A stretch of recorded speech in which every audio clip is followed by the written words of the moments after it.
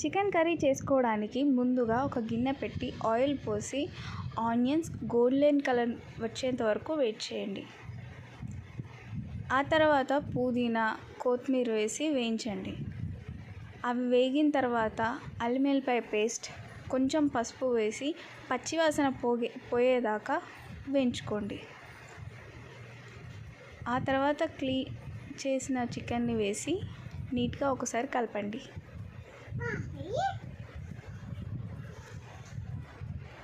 కలిపిన తర్వాత ఒక 5 నిమిషాలు మూత పెట్టుకోండి. 5 నిమిషాలు ఉడికిన తర్వాత మీ టేస్ట్కి తగ్గట్టుగా ఉప్పు కారం వేసుకోండి.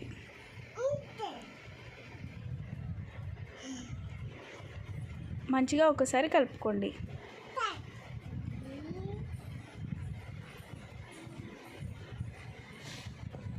కలిపిన తర్వాత ఒక గ్లాస్ నీళ్ళు పోయండి.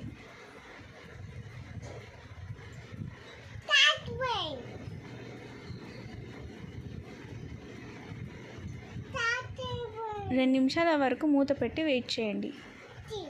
చికెన్ మొత్తం ఉడికిన తర్వాత నీళ్ళు చికెన్ దగ్గర పడ్డ తర్వాత చికెన్ మసాలా వేసి సర్వ్ చేసుకోవడమే. ఎంజాయ్. మా వీడియో కనుక మీకు నచ్చినట్టయితే లైక్ చేయండి, షేర్ చేయండి, కమెంట్ చేయండి, సబ్స్క్రైబ్ చేయడం